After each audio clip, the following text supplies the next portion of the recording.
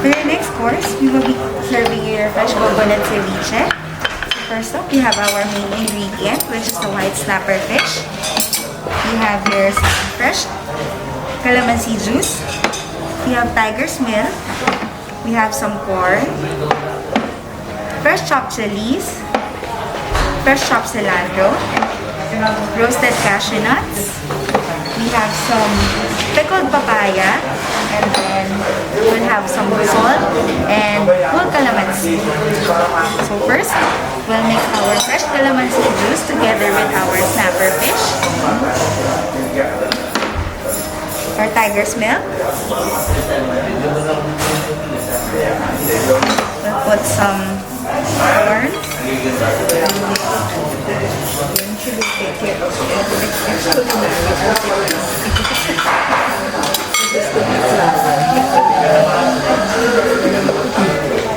We have some cilantro,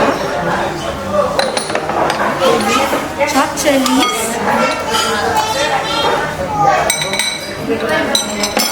roasted cashew nuts, and we'll dash it with a little salt.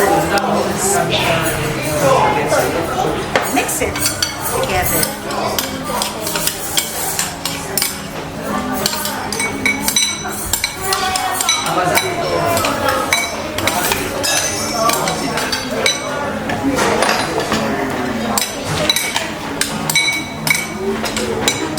Let all the flavors get together.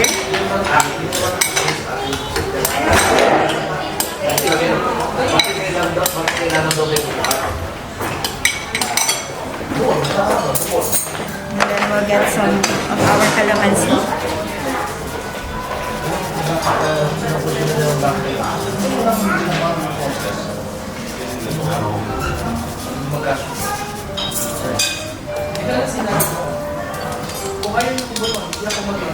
And we'll mix it again.